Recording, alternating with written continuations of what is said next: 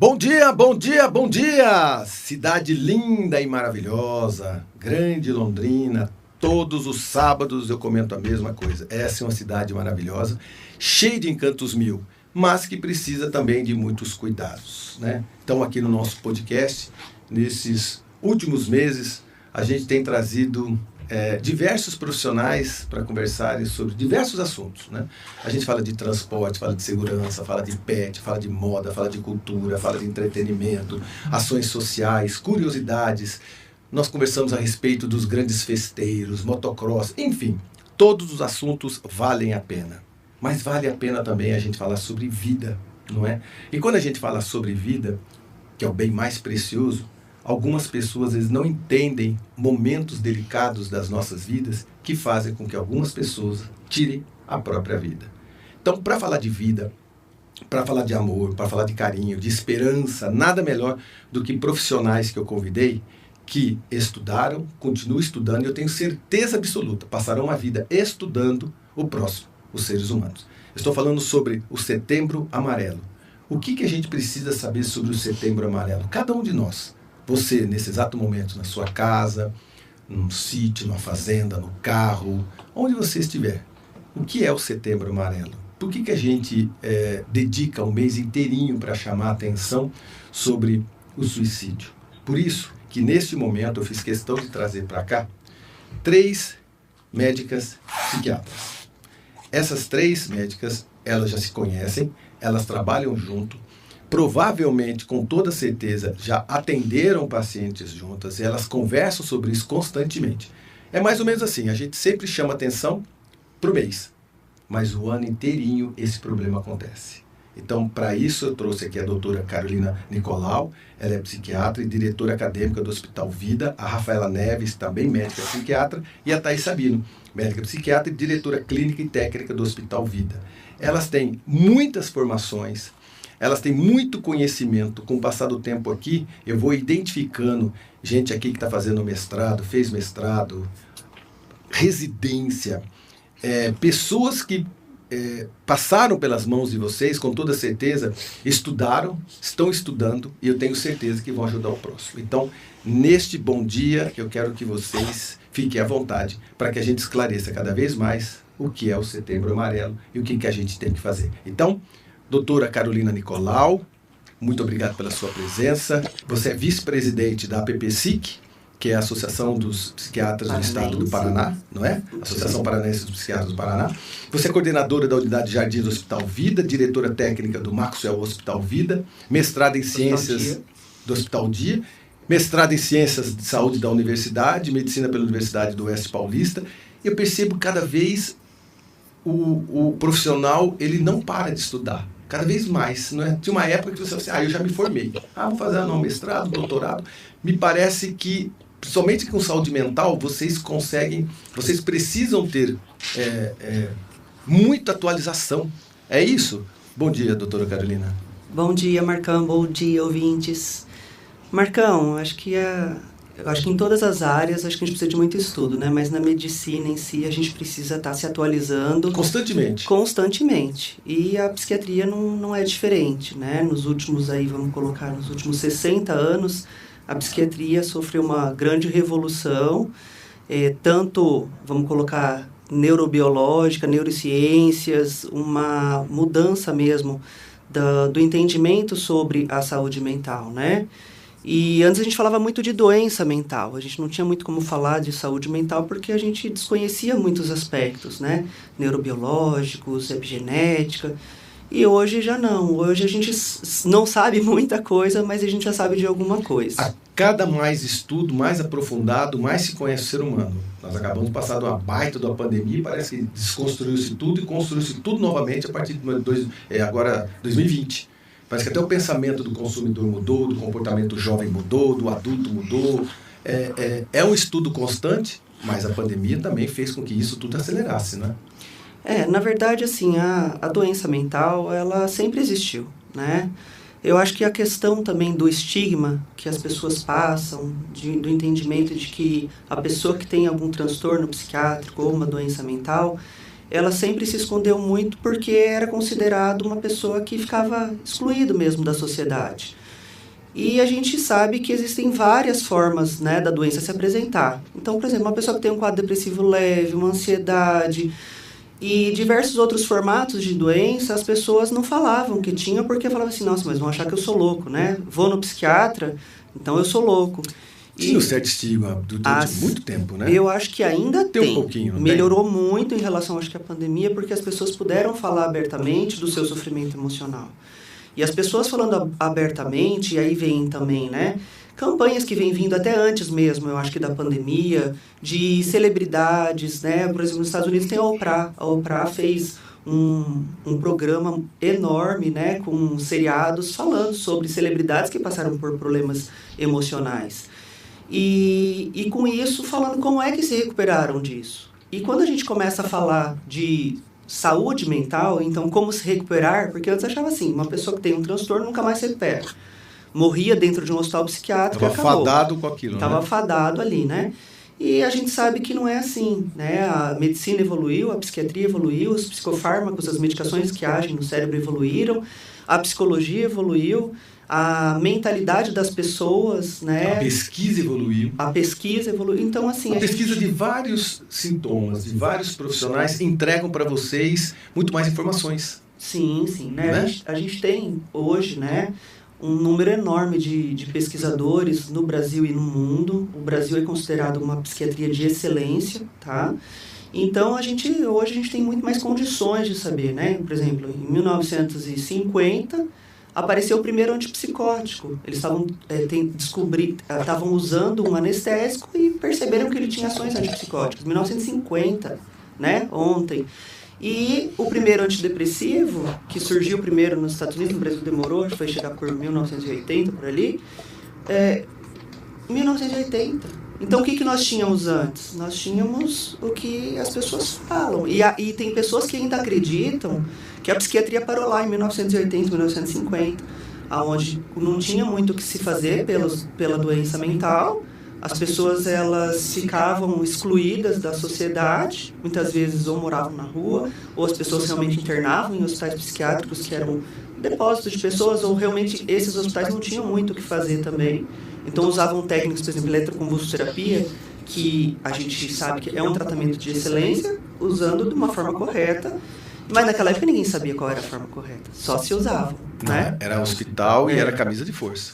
E usavam de forma errada, né? Às vezes de forma como tratamento, porque tem, né, uma ação maravilhosa para, vamos dizer, colocar assim de forma simples, reorganizar uma química do cérebro, mas também naquela época usava de forma punitiva. Então, nós não tínhamos condição nenhuma de fazer o tratamento, né? Então, a gente ficava ali à deriva do que era na época. E dos últimos anos, a gente hoje tem muitos psicofármacos de todos os tipos. Para auxiliar. Muito bem. Rafaela Neves, médica psiquiatra, sócia proprietária da clínica Marral.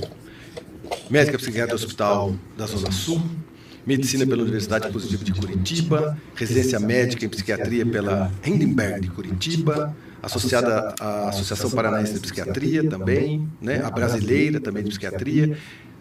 Rafaela, é sempre assim, estudar, se preparar.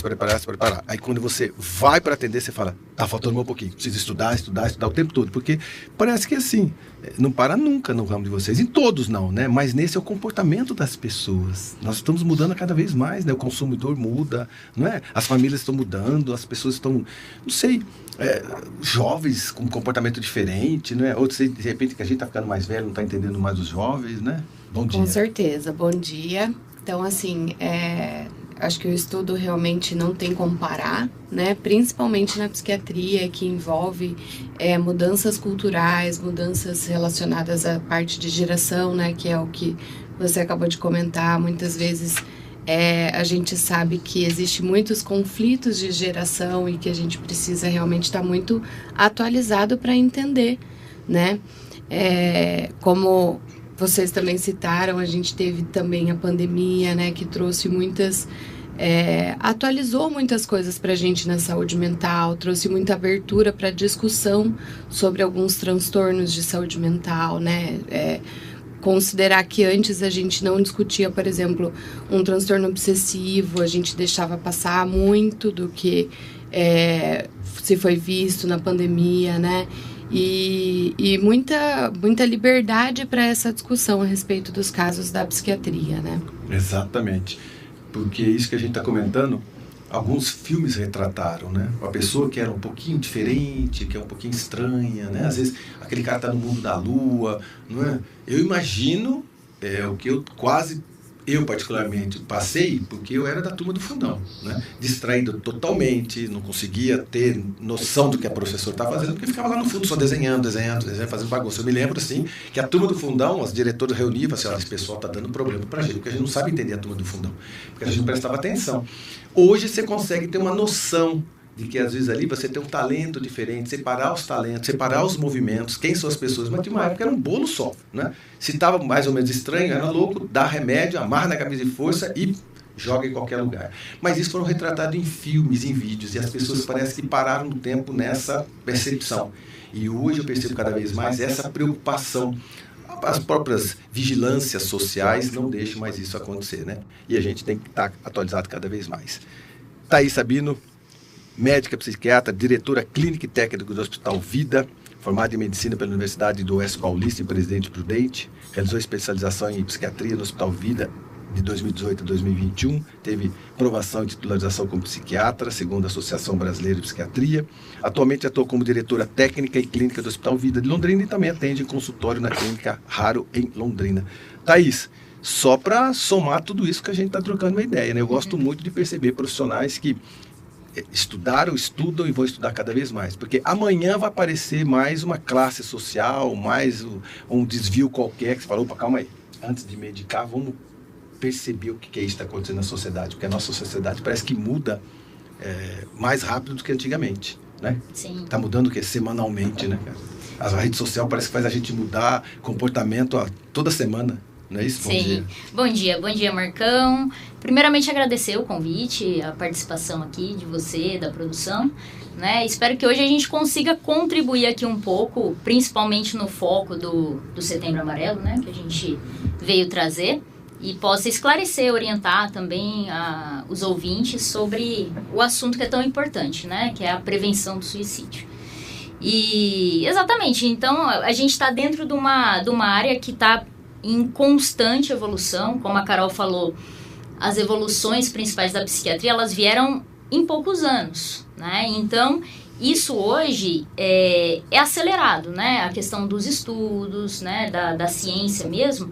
Então, a gente tem que estar em constante atualização e também associando isso, né? Dentro de um consultório, seja dentro de um hospital, avaliando todas essas mudanças que a gente vem tendo, até com a modernização da sociedade, né? Exato. Então, essa modernização, a questão da globalização, internet, né? Toda essa facilidade que a gente tem hoje, muda muito a questão do comportamento das pessoas, Sim, né? 100%, né? 100%.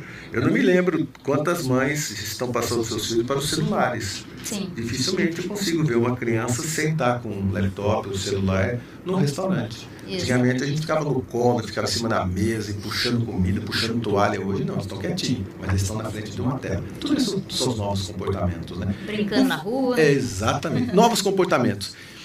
Doutoras, existe um perfil de pessoas que cometem suicídio? Bom, iniciando aqui, eu acho que assim, a gente colocar um perfil específico é um pouco difícil, né? O que a gente sabe são alguns indícios, muitas vezes, o que vem trazendo a pessoa até chegar de fato a uma tentativa ou ao próprio ato suicida, né? Mas colocar um perfil é complicado, até porque a gente pensa às vezes algum ouvinte que tem algum familiar ou ente querido que tenha cometido suicídio, né? Onde a gente está aqui para orientar, para esclarecer algumas coisas, até mitos, né, sobre a questão do suicídio. Um deles entra como que toda pessoa que comete suicídio de fato dá algum indício disso. Então imagina para uma família, de repente tinha um ente querido muito amado, muito querido, e essa pessoa cometeu o suicídio de fato, né? É um peso muito grande que as famílias carregam. Então, a gente tem que colocar que, sim, algumas pessoas realmente elas cometem suicídio sem dar um indício antes, né? Numa grande maioria, às vezes a gente nota, só que o que acontece? Depois, às vezes, do suicídio cometido, que percebe-se, poxa, a pessoa falou tal coisa, eu não dei atenção, né? A pessoa se comportou de determinado jeito, estava ouvindo determinada música, estava mais triste, só que assim, não parecia algo muito chamativo. E até porque, assim, né, Thaís, tem várias pessoas que não têm essa informação, né, de quais são os sinais para poder identificar, né? É justamente isso que a gente estava falando, que antes a psiquiatria ou psicologia, né, os fatores de risco não chegavam realmente essa informação para a população de uma forma geral. E hoje a gente tem tido essa possibilidade, né, de levar realmente essa informação. Sim. Existem sinais claros? Olha, Marcão, assim, a Organização Mundial de Saúde, ela fez um estudo, ela acompanha, né? Ela tem até um projeto que vai de 2013 até 2030, devido ao grande aumento, né, nas estatísticas. E as Américas que teve um grande aumento de 17%. O mundo inteiro diminuindo a estatística em relação ao suicídio e as Américas com um aumento na contramão. E o Brasil com um aumento de 43%, tá? E então, quando a gente começa a olhar para o Brasil, a gente começa a olhar alguns fenômenos, né? Então, por exemplo, por que hoje o suicídio em adolescentes é a terceira causa de morte? Adolescentes entre 15 e 19 anos, né? E aí a gente observa que o comportamento dos adolescentes, que nem você estava falando, mudou. Então, os adolescentes, eles têm menos vínculo social, eles acabam ficando muito, por exemplo, né, em redes sociais, que parece que é rede social, mas a pessoa está lá sozinha mesmo, né? Se ela está deprimida, ou se ela está numa angústia, ou se ela está acontecendo alguma coisa, ela está no quarto. Os pais, às vezes, eles não conseguem perceber que a pessoa ficando ali no quarto, e o pai e a mãe hoje estão trabalhando, antes a mãe ainda ficava em casa. Os pais trabalhando, tá ali no quarto, não tá na rua, não tá usando droga, né? Então tá tudo bem. Simula-se um bom comportamento. Simula-se um bom comportamento. Que é ficar quietinho. Os sinais, eles estão um pouco mais, vamos dizer, silenciados. Porque antigamente, quando era aquele garoto problema, que ele ia, usava droga, gritava, arrumava briga na rua, depois ele tinha crise, ele falava que ele ia se matar. Tinham sinais de alteração comportamental importante. Hoje, eu acho que os jovens, nesse sentido, eles estão dando poucos sinais. Mas por isso que a gente está aqui, para a gente poder trazer para a população exatamente essa conversa. O seu filho que está, né, na rede social, ou que tem... A gente pensa assim, você deixa teu filho ir para qualquer lugar na rua? Quando ele sai para a rua, ele pode ir para qualquer lugar? Com que pessoa que ele sai na rua? Você não quer saber? Nas redes sociais a mesma coisa. A gente precisa saber com quem que os nossos filhos estão conversando, quais são as redes sociais, quais os tipos de pessoas que eles estão. Porque, por exemplo, quando o adolescente está deprimido, e é muito comum a gente escutar isso no consultório, eles entram em grupos de pessoas deprimidas também, que começam a falar sobre morte, como morrer, o que tomar, o que fazer. Então, por exemplo, que teve lá a baleia azul, né? Então, assim, os jovens estavam ali, os pais achando que está tudo bem, e de repente eles entraram ali numa fake, depois descobriram que era uma fake news até, né?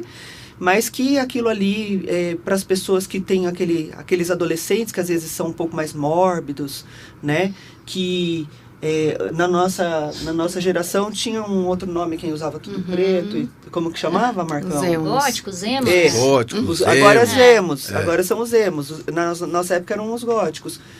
Hoje não, né? Hoje, assim, eles estão dentro de redes sociais que as pessoas têm esse comportamento lá dentro. As falas, a comunicação é essa. Mas você olha para o garoto, parece que tá tudo bem. Tá lá no quarto jogando videogame e tá bem. Então, não resumindo isso que você está dizendo, mas vou direcionar. Atenção, então, dos tutores. Exatamente. Então, vamos falar primeiro sobre a situação de jovens. Vamos falar muito jovens, tá? Existe índice de suicídio a partir de quantos anos? Olha, antes de 5 não, antes de 10 não. Eu fiz um levantamento recente E eles não colocam abaixo de 5 anos como suicídio, porque não tem como saber se foi um acidente, não tem nem a percepção muito bem de vida ou morte, porque pode ser que ele estava pensando que ia voar, entendi. né? Que tinha poderes mais, então... Mas acima de 8 anos a gente já fala. E já tem índices para isso. Já tem índices para isso. Já existe isso. Já existe. Olhando para Londrina como nosso potencial, isso acontece em Londrina? Acontece. Né? Eu sei que a gente não vai identificar muito dessas coisas, eu sei disso em off. Nós temos bairros de Londrina que tem mais suicídio que outros. Sim. Muitas vezes são subnotificadas, assim, né? As mortes por suicídio, né? Mas existem bairros da cidade que nós sabemos até quais são as ruas, o horário, classe social, a idade das pessoas... E o sexo também. Sim. Então, existe esse mapeamento, né? Existe, mas é o que a doutora Ravella estava falando, né? O que acontece? Muitas vezes, até o SAMU já conversou com a gente sobre isso. Os pais, eles não colocam que a pessoa ingeriu uma medicação proposital. Então, foi um acidente, queria dormir. Então, assim, é subnotificado e dentro, né, quando vai para o hospital, ele vai com uma indicação diferente, né? Então, ele vai como um politrauma. A pessoa que pulou do prédio, por exemplo, né? Queda de altura, não sai exatamente como deveria ser, né? Entendi. E isso fica uma subnotificação. E as famílias, e aí existe uma coisa assim no Brasil também, né? Essa subnotificação faz com que a gente tome um cuidado diferente, porque a gente não tem a real noção de como realmente estão a população em relação à saúde mental. Porque isso é um indício de saúde mental da região. Sim, né? Exatamente.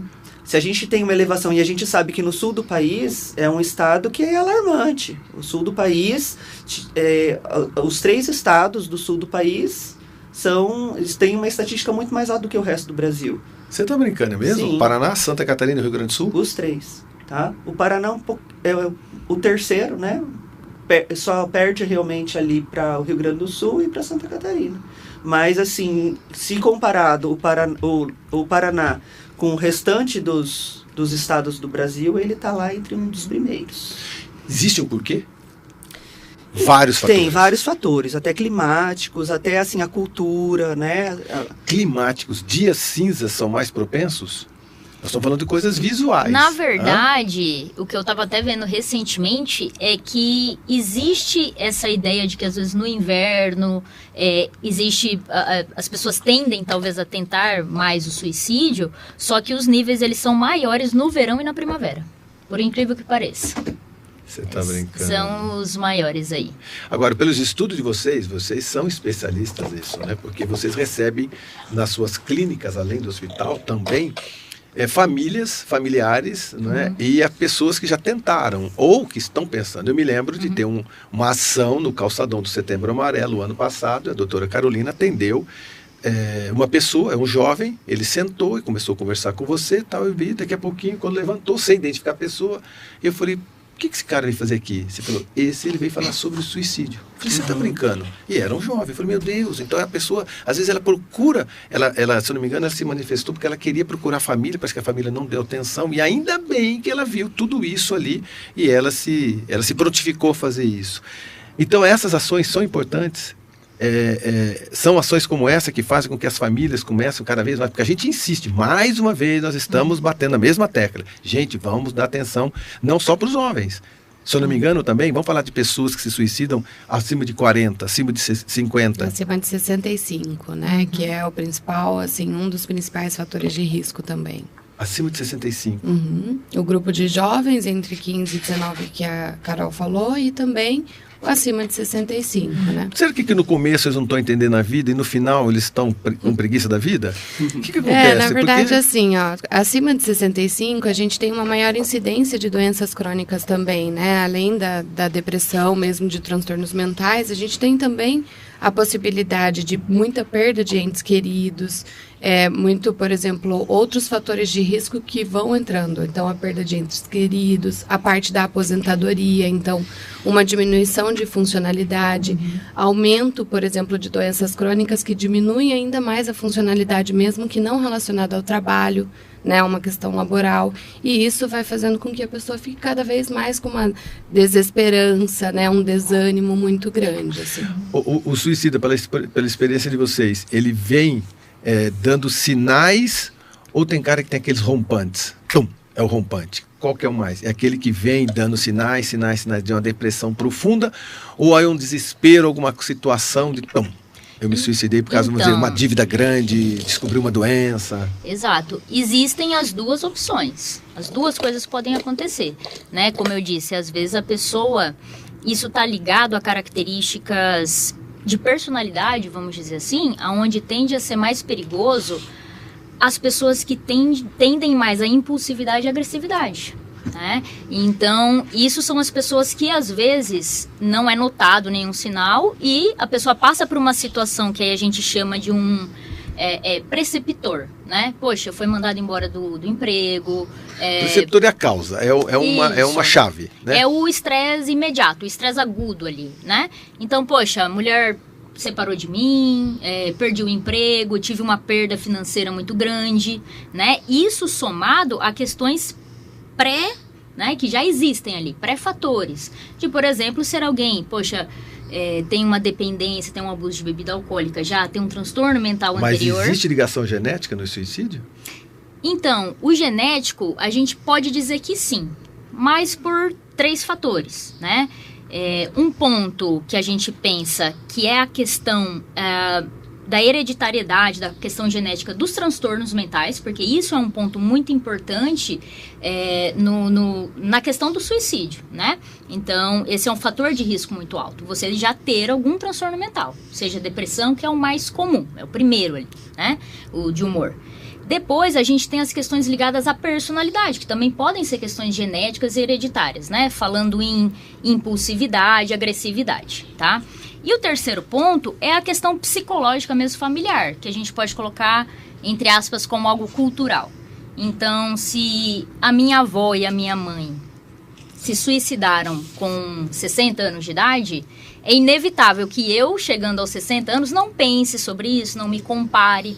Então, às vezes, dentro de uma família, esse é um pensamento que fica ali até como se o suicídio fosse algo para resolver, né? Como se resolvesse alguma questão, né? Seja, poxa, eu passei por uma humilhação, eu passei por uma perda financeira muito grande, então como se isso fosse uma saída de alguma forma.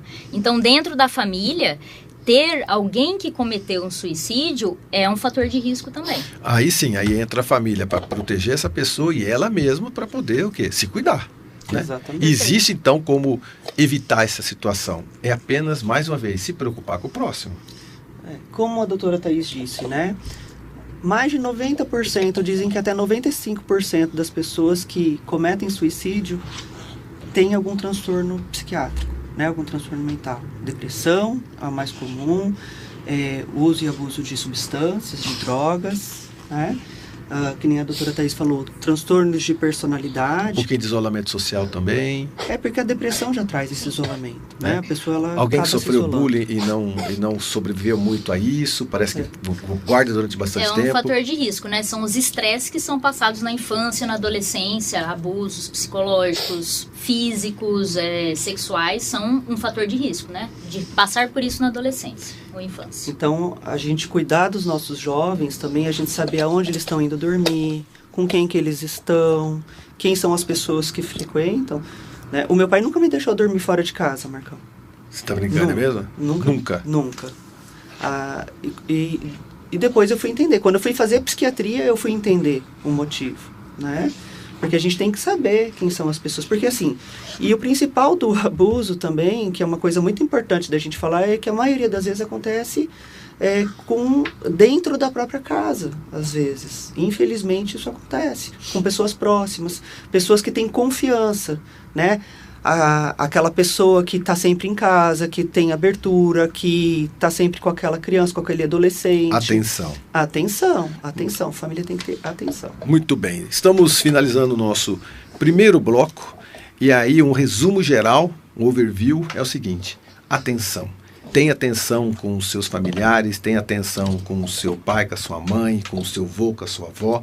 E a fase principal é o começo da vida e esse não o final da vida, porque a gente está vivendo mais, né? Mas mais ou menos nesse momento da vida que precisa ter atenção também. A gente volta daqui a pouquinho para a gente bater mais um papo a respeito de tudo que a gente precisa saber sobre o Setembro Amarelo. Não sai daí, a gente já volta. Muito bem. Estamos de volta e o assunto é sempre muito curioso. A gente nunca consegue estabelecer assim, eu já sei de tudo, eu já esclareci tudo. E muito ainda nós vamos descobrir a respeito do suicídio. O Setembro Amarelo é um mês que a gente pontua como sendo extremamente importante, mas a gente percebe que não é nem em setembro que a grande alta do suicídio acontece, né? Existem, me parece, fatores preponderantes que espalham tudo isso durante o ano, que se espalha pelos países, não é? Às vezes não é o clima, a gente sempre fica imaginando, nossa, os climas são climas frios, climas cinza, deixa a cidade mais cinza, deixa as pessoas mais deprimidas. Tem muito, eu não sei se isso é verdade ou não, vocês podem atestar. O Japão, alto índice de suicídio em função da exigência que as pessoas têm lá. Isso continua assim no Japão? Vocês têm dados sobre isso? A exigência profissional faz com que as pessoas tenham suicídio? Porque ela é assim, o vô viu a satisfação da vida dele passar com os 80 anos, ele vê o filho dele de 60 trabalhando, o neto dele de 40 e o bisneto dele de 20. Se alguém nessa escala toda faz alguma coisa que não esteja de acordo, me parece que eles acabam se suicidando de depressão e de falta de comprometimento. Você imagina se essa moda pega? Eles se exigem muito, não é? Aí se todo mundo tem essas características de países que são mais suicidas que outros? O do Japão, a questão cultural, ela está muito relacionada, né? Então, até no Japão, se a gente pegar historicamente, né? Tinha a questão dos... como que chama? Samurais, né? Tinha a questão do seppuku, né? Que era o colocar a faca na barriga, né? E era uma questão de honra, né?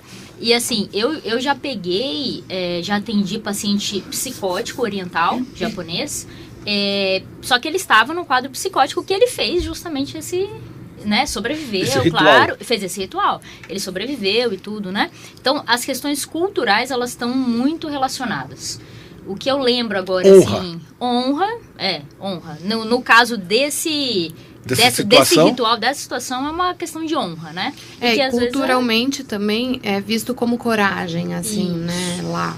Um problema financeiro, né? Um problema, se você tem um problema financeiro grave, tem culturas japonesas que eles se matam e eles matam a família inteira, inclusive seus descendentes, porque ele não vai deixar os filhos desonrados ou passando necessidades. Então tem realmente um aspecto cultural bem importante. E eu acho que é isso, né? Eu acho que assim, o aspecto cultural. Mas assim, que nem a gente estava falando em relação ao clima, né?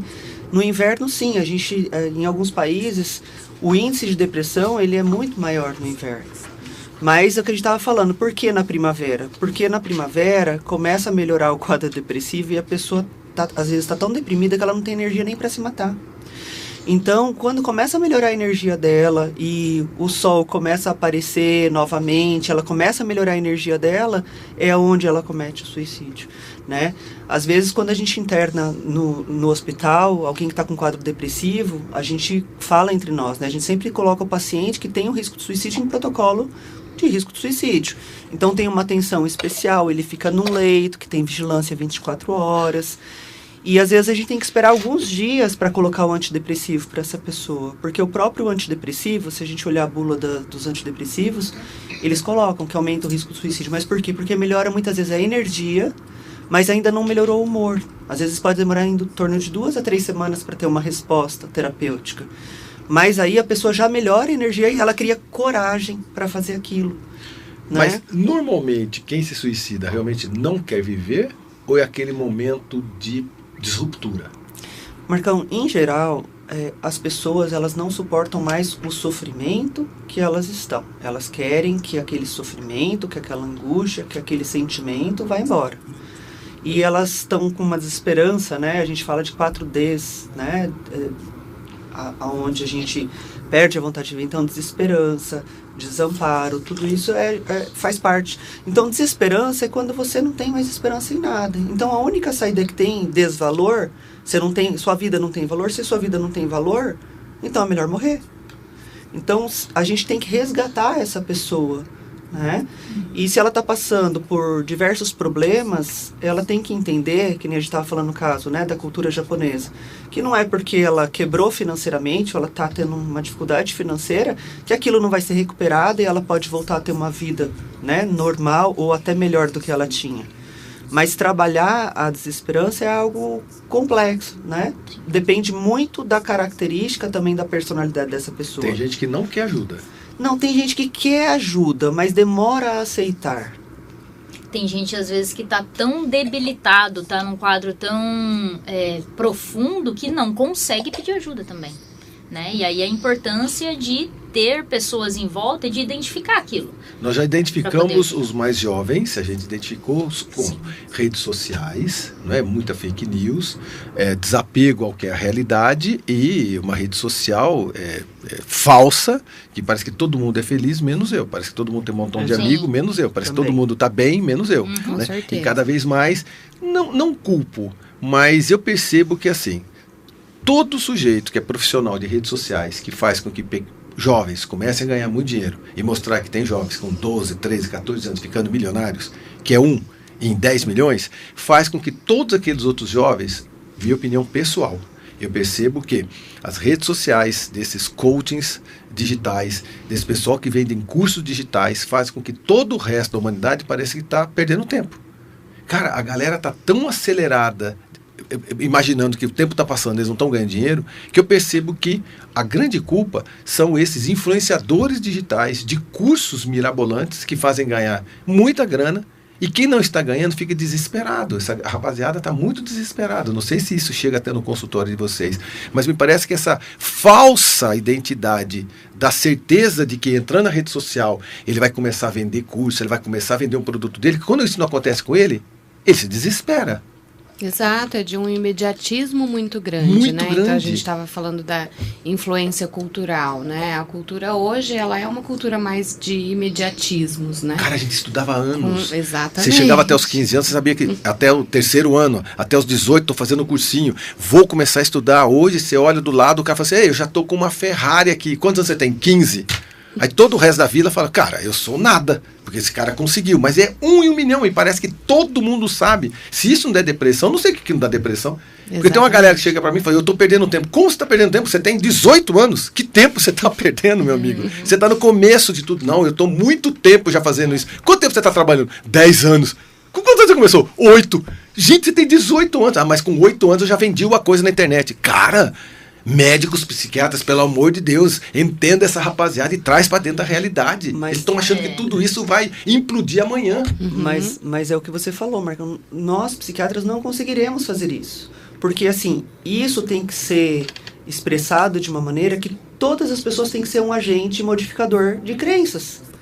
Porque se você mesmo está falando, você pegou algumas pessoas e falou, olha, isso não vai acontecer, não é assim, é um processo, o desenvolvimento humano, ele funciona com outro processo. É um outro ritmo. E se essas pessoas elas têm sucesso muito cedo, elas também não têm maturidade emocional, maturidade socioemocional para suportar tudo isso, né? Então, assim, não tem como pular etapas.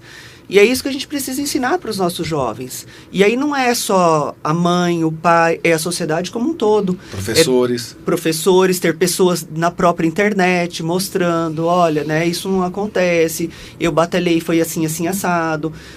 E começar a colocar realmente porcentagem. Quantas pessoas conseguiram isso que fulano conseguiu? Ele pode ser uma pessoa que conseguiu tudo isso. E parabéns para ele. Mas nós, réis mortais... e que somos 99%, precisamos passar por toda uma etapa. Então, é a desconstrução dessas ideias, né, que hoje a gente precisa fazer. Por exemplo, lá no hospital eu faço grupo com os pacientes que têm depressão grave, que eles vêm muitas vezes com tentativa de suicídio, E eu vejo exatamente isso que você viu, meninas de 19, 20 anos que tentam suicídio porque, doutora, eu não encontrei ainda meu propósito de vida. Eu falei, nossa, como assim? Você tem que encontrar seu propósito de vida. É muito profundo você encontrar seu propósito de vida. Com 18 anos, você tem que acertar e errar anos. muita coisa na tua vida. Você tem que fazer muita coisa na sua vida para você entender o que é propósito de vida. Pular essas etapas que também levam ao suicídio. A gente está fazendo um panorama geral, mas é um pouco de tudo isso, não é? Assim, eu acho que quando a gente fala em suicídio, eu acho que na verdade é o fim já de tudo, né? É o fim. Eu acho que a gente fala assim do adoecimento.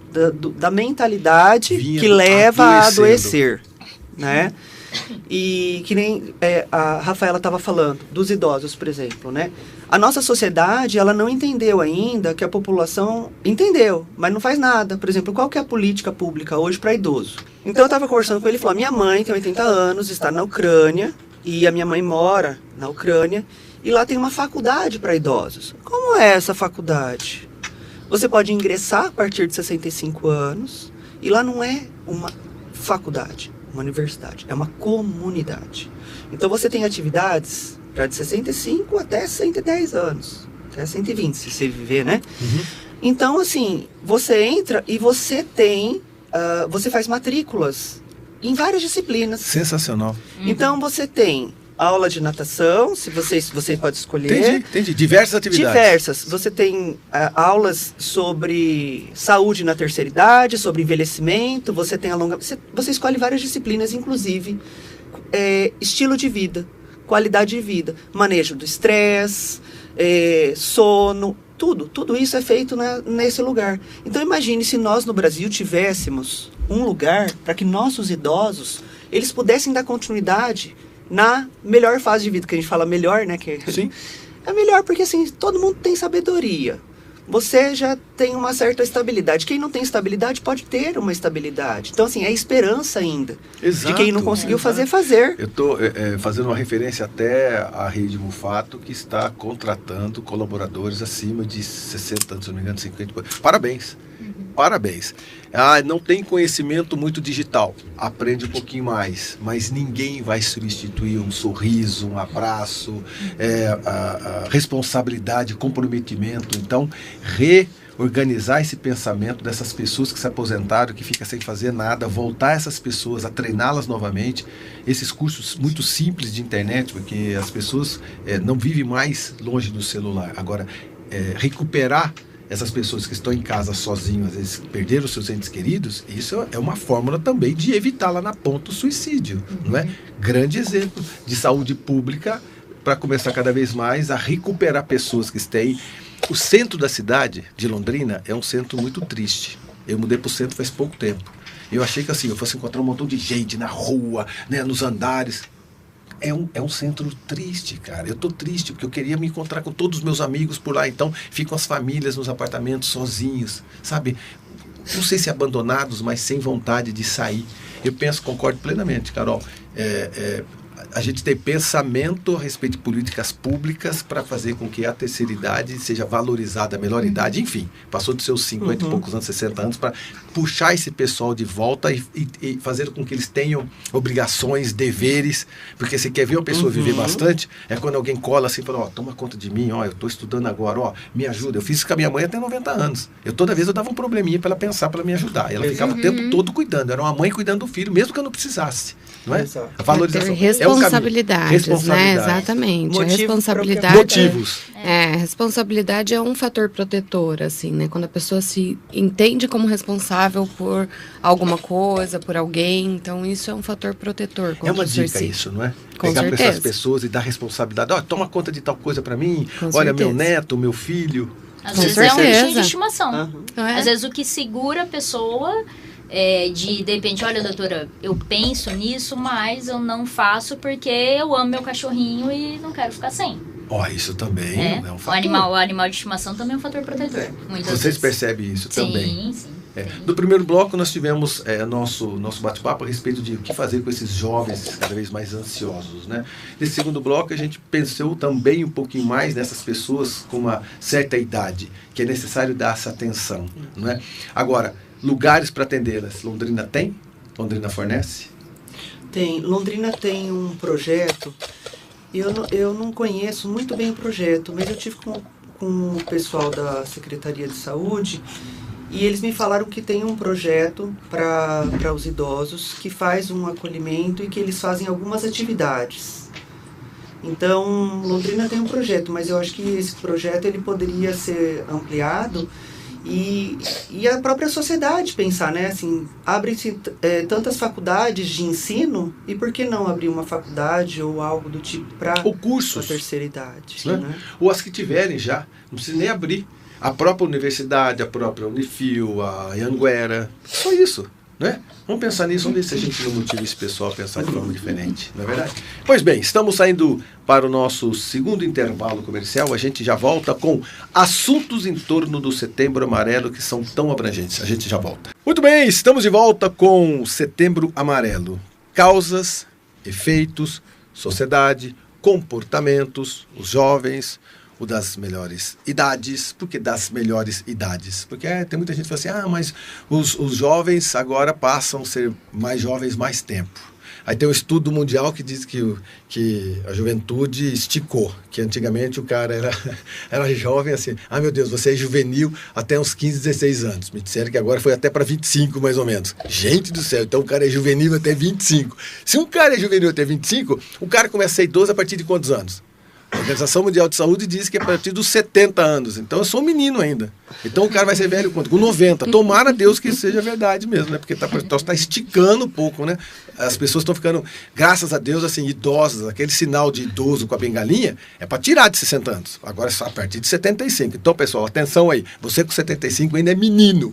É menino e menina, né? Então, assim, as melhores idades das nossas vidas dependem muito daquilo que você está fazendo. Se você estudar, né? Não fica tanto tempo no sofá, sai para andar, convivência. Carol, você tem informações aí de lugares onde esses idosos possam começar a ter um convívio maior. Tem emprego para idoso aí, gente. Eu vou fazer propaganda de graça agora para a Rede Mufato, que está contratando a galera 50 a mais.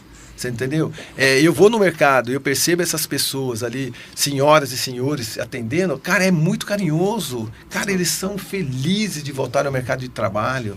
Eu acho tão legal, cara, preciso tanto, cara. Sabe por quê? Tomara Deus que a gente chegue nessa idade cada vez mais. É isso que a gente tem esperança, né? Olhar para um amigo e falar, cara, eu quero envelhecer com você. Não é isso que a gente quer? Envelhecer com os nossos amigos, não é verdade? Não dá para voltar atrás no Button, como chama aquele filme do cara. Benjamin Button. Não é para trás, é para frente, né, cara? Então a gente está chegando nessa melhor idade. Agora, você tem informações sobre como é que a gente faz para atender esses idosos? Então, a Secretaria do Idoso, eles têm 3 centros comunitários da pessoa idosa, tá? Eu consegui um telefone que as pessoas acima de 60 anos, elas podem ligar para terem maiores informações. E parece que tem 3 regiões de Londrina, a região norte, a região leste e a região oeste, tá?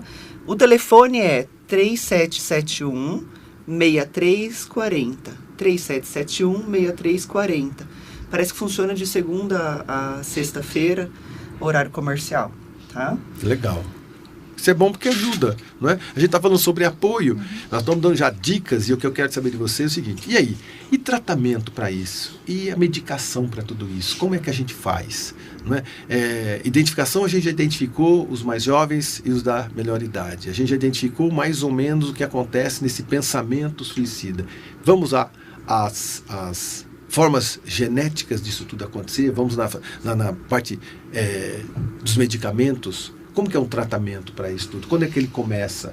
Primeiro é dentro de casa mesmo? É o cara que é vamos dizer, um patrão, um chefe, ele percebendo o colaborador, ele indica? Como é que é esse processo? Estamos falando sobre a prevenção ao suicídio.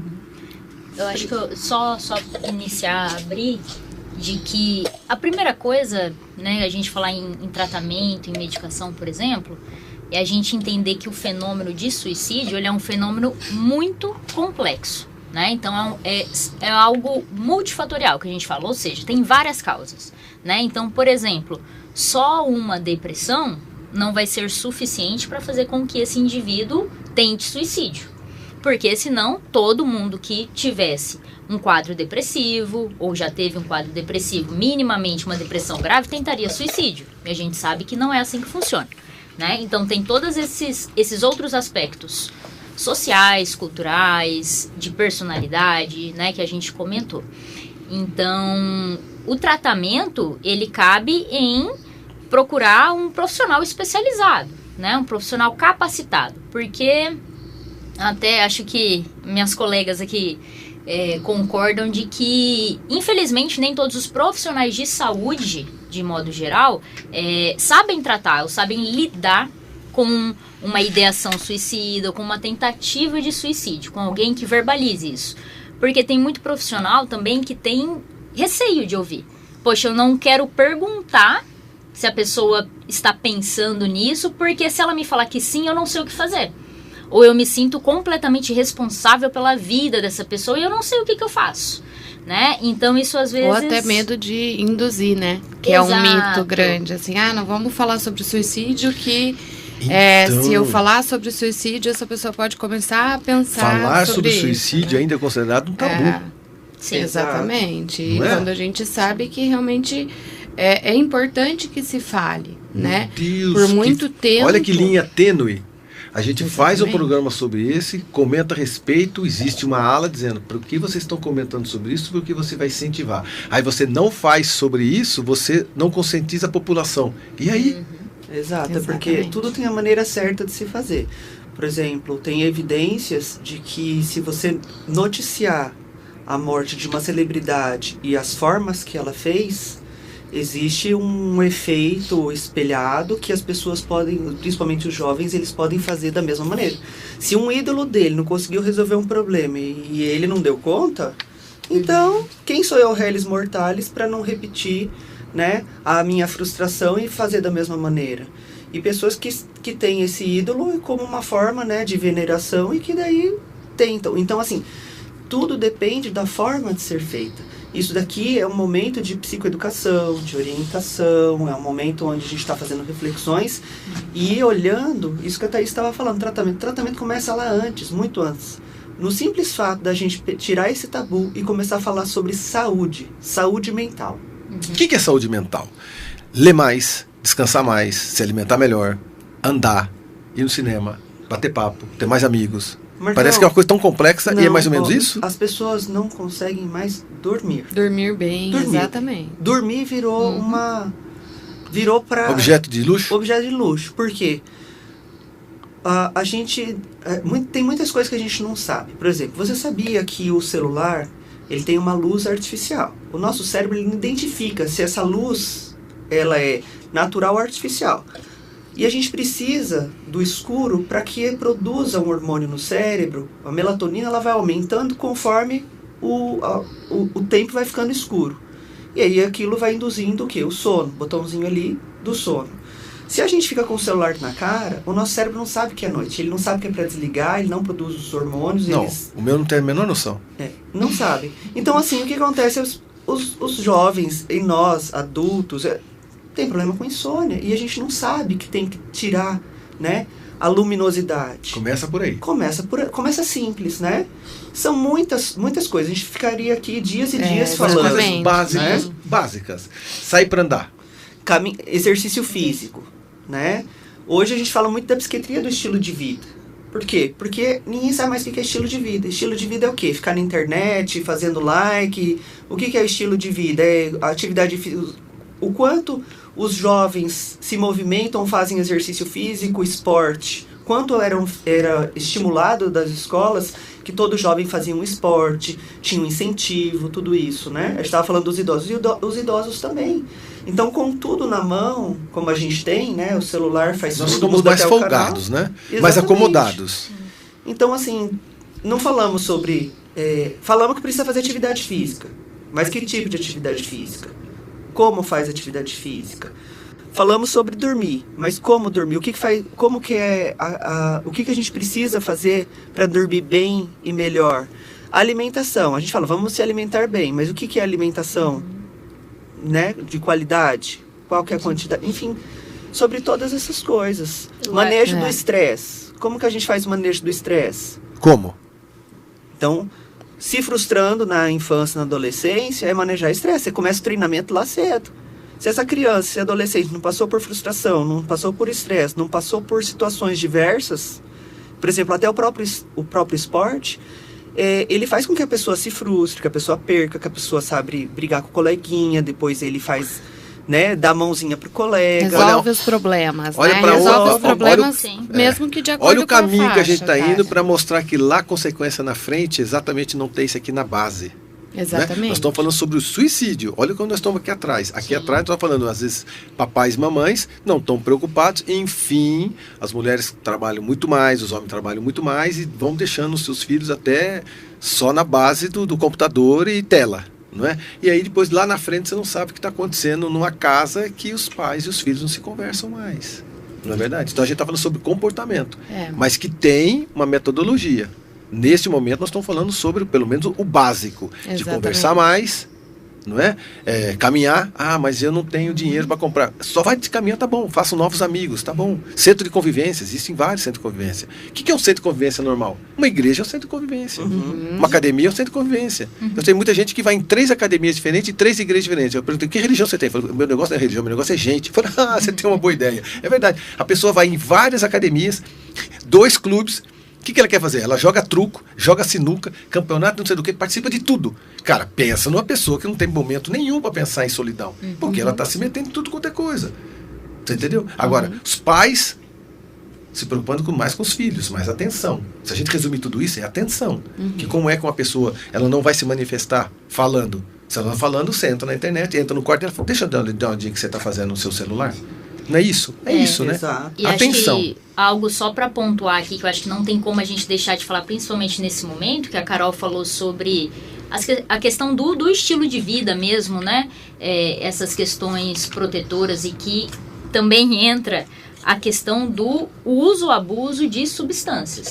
Né? Então, no suicídio não tem como a gente não falar sobre isso, porque é o terceiro transtorno ali mental relacionado ao suicídio, o abuso de álcool principalmente e outras drogas também, né? Então a questão da abstinência mesmo, né? Do uso de álcool, porque também grande parte das pessoas que de fato cometem o suicídio fizeram ingesta de álcool antes do suicídio. O jovem está bebendo mais? Muito mais. Muito mais, né? Sim. E a droga está muito mais fácil de chegar, né? Também. Né? Então, assim, o álcool, o que a gente sabe? Falando de uma maneira tranquila, o álcool, ele atua numa parte do nosso cérebro que é o pré-frontal e é como se o álcool diluísse e tirasse o nosso freio. Né? Então, por isso que, poxa, bebi demais, o que eu vou lá, né? Tô lá de madrugada, ligo pro ex, né? Falo uma coisa que não deveria falar, então você fica mais solto, você socializa melhor. Então, por isso que muitas pessoas, antes de fato cometer o suicídio, ingeriram bebida alcoólica antes, porque vai dar coragem. Né, acaba dando essa coragem. Então, a questão do abuso da bebida, da dependência química de modo geral, é algo muito importante, é um ponto que a gente sempre presta muita atenção e tenta entender, né? Porque, de fato, influencia, aumenta o risco, né? Eu percebo também que existem pessoas que tentam várias vezes, né? Várias vezes. E o que fazer? Na verdade, assim, o que é muito importante com relação ao tratamento é tratar tanto abuso de substâncias, tratar as comorbidades, né, de transtornos mentais associados à depressão, transtorno de personalidade. Isso envolve, o tratamento, ele envolve tanto a parte de remédios, né, dos psicofármacos que a gente tem, mas também envolve a abordagem do estilo de vida, a abordagem também cognitiva da parte de terapia. Por isso é tão importante a pessoa realmente também fazer terapia, também buscar o auxílio de psicólogos, né, auxiliando aí, e também a atuação do ambiente familiar, dos pontos de apoio familiares, né? Acho que tudo isso faz parte de um tratamento de qualidade, assim. Eu percebi nesse último encontro que nós tivemos em Foz do Iguaçu, né, nesse evento sobre psiquiatria, e foi levado muito em consideração levar os professores para entender sobre saúde mental. Dr. Júlio, que é o presidente, e a doutora Carol, é a vice-presidente da Associação Paranaense de Psiquiatras de Psiquiatria, eles entenderam muito bem que a ponta lá, que é o professor, que enquanto você fala com uma pessoa, o professor fala com 30, 40, 50, na verdade uma sala de aula, que esse professor ele precisa entender essas crianças, ele precisa entender esse jovem. E aí nós tivemos uma semana, praticamente 3 dias hibernados dentro de um congresso, de uma jornada, para que eles entendessem cada vez mais. Então, concordando plenamente com o que você está comentando, porque se nós fizermos isso para que mais enfermeiros descubram sintomas, para que mais as polícias descubram sintomas, porque quem é que toma conta da população? Não somos nós, você está na rua andando. Quem é que tem a ponta lá? É o cara da segurança, que às vezes pega uma pessoa conturbada, deturpada, coitada. E você não sabe como identificá-la. Você não sabe se a pessoa é um pré-suicida, se é um suicida, se ele está com saúde mental ou não. Aí você mete algema e vambora. Mas tem que saber uma evolução daquilo tudo. Uma constatação. Concorda? A outra profissão são os professores também. Se os professores entenderem, os professores vão saber avaliar, avisar os pais e procurar ajuda. E na outra ponta são os enfermeiros todos. Porque quando você chega em algum lugar e a pessoa está transtornada, o enfermeiro, se soubesse identificar um pouco mais. Então, nesse congresso de psiquiatria em Foz do Iguaçu, o foco também foram os professores. Eu achei isso interessantíssimo. Que o próximo sejam todos os enfermeiros de todas as áreas. Depois, o pessoal da segurança. Porque cada vez mais a gente vai entender como tomar conta da nossa população com saúde mental. Muito bem. Estamos saindo para o nosso último bloco, considerações finais sobre Setembro Amarelo. Olha como o suicídio faz a gente dar uma volta em todo o comportamento das pessoas para poder ajudar como evitar tudo isso. A gente já volta.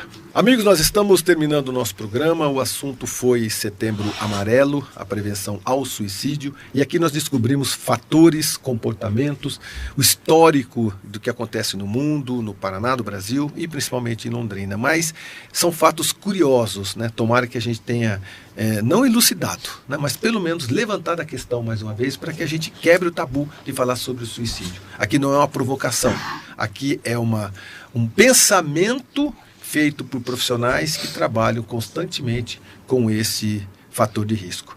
Thaís Sabino, muito obrigado, viu, pela sua presença, muito obrigado por sempre nos atender e deixo sempre aqui a Paiquerê e a Paiquerê 91,7 e o Marcão Careca, a agência, para que a gente possa divulgar cada vez mais informações para a coletividade. Obrigado pela sua presença. Muito obrigada, Marcão. Obrigado pelo convite novamente. E a gente, enquanto profissional de saúde, está aqui para fazer essas orientações, né? Porque também sobre o tema suicídio, poderia filósofos, antropólogos, teólogos também falar sobre isso, porque é algo inserido na sociedade. Mas a gente está aqui para fazer mais essa pontuação dentro da saúde mental especificamente.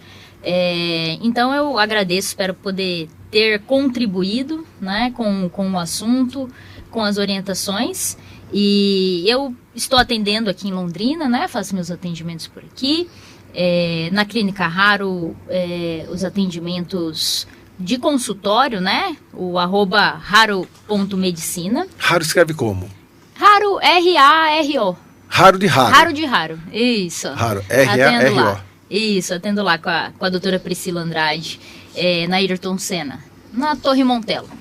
Então, nós atendemos lá. Então, na verdade, de modo geral, sempre, se você conhece alguém que esteja passando por algo nesse sentido, né, pensamentos suicidas, uma ideação, alguém que necessite de ajuda, uma mudança de comportamento muito repentino, é sempre importante procurar um profissional adequado, um profissional que esteja capacitado, né, para fazer esses atendimentos, e especialmente voltado aí na parte médica, a psiquiatria especificamente, e sem dúvida nenhuma o acompanhamento também, como a doutora Rafaela falou, para a gente só reforçar aqui a importância da terapia, do acompanhamento psicológico também, que é algo extremamente importante aí, essa soma de dois. E fico à disposição. Muito obrigado. Rafaela Neves, muito obrigado mais uma vez, viu? Eu gostaria que você também divulgasse a Clínica Mahal, né, para que a gente tenha mais apoio, mais convivência, mais informação a partir do momento que a gente terminar o programa, e com toda certeza teremos várias dúvidas que elas possam ser tiradas se a pessoa se interessar também. Exatamente. Então, obrigada pela oportunidade. Eu realizo os atendimentos ambulatoriais, então, na Clínica Marral, né? Além da psiquiatria, de consultório de psiquiatria, a gente faz também estimulação magnética transcraniana, que é um estilo de tratamento, assim, validado na psiquiatria para alguns casos especiais, principalmente depressão e esquizofrenia. E, se necessário, podem entrar em contato, buscar, que a gente dá um jeitinho de responder ali, né? Marral é M-A-H-A-L. Isso, @Clínica Marral no Instagram, né? Daí lá tem todos os contatos, tudo certinho, assim. Que maravilha, Clínica Marral, M-A-H-A-L. Rafaela Neves. Doutora Carolina Nicolau, muito obrigado pela sua presença. Eu quero que você comente a respeito do Hospital Vida, de que forma que a gente pode divulgar cada vez mais saúde mental. Vamos procurar cada vez mais entender. Marcão, agradeço o convite, a Pai Querer, você e a presença das minhas colegas queridas aqui. Todas nós trabalhamos no Hospital Vida. Eu sempre falo, né? Qual que é o papel de um hospital psiquiátrico? O papel do hospital psiquiátrico, ele é um papel onde a gente fala que é saúde terciária. O que é saúde terciária? Quando a gente tem uma crise, a gente tem um infarto, a gente sofre por alguma coisa grave, a gente tem que ir para o hospital fazer tratamento. Muitas vezes a gente precisa de uma UTI, certo? E na psiquiatria não deixa de ser diferente. Então o hospital psiquiátrico, ele é a UTI das crises emocionais. Quando a gente passa por um pensamento de morte, quando a gente está com algum quadro psiquiátrico, psicológico, que a gente não está suportando, que a gente percebe que a gente precisa de ajuda, e a gente já tentou todos os meios de tratamento, né? Fui no psiquiatra, estou fazendo tratamento com remédio, e mesmo assim eu estou percebendo que eu estou trazendo um risco para mim, para minha vida, ou para alguma pessoa, esse familiar percebe que ele tem um risco. A gente tem uma coisa que chama pacto de vida. Então, a família que pensa que está fazendo mal para uma pessoa internando, o familiar que está precisando de ajuda, que não está aceitando naquele momento ajuda, aquela pessoa está doente e ela precisa de ajuda. Depois que ela melhorar, ela vai sempre agradecer, e é isso que a gente vê o tempo todo. Então, o hospital tem esse papel de um cuidado intensivo até a pessoa se recuperar, até ela recuperar a sanidade, até ela superar esse momento difícil da vida dela. A partir do momento que ela sai da crise, ela vai para um plano ambulatorial. E esse plano ambulatorial que as meninas falaram, né? A gente faz um tratamento ambulatorial, daí pode ser a nível de consultório, ou até a nível de hospital-dia, que em Londrina ainda não existe um hospital-dia.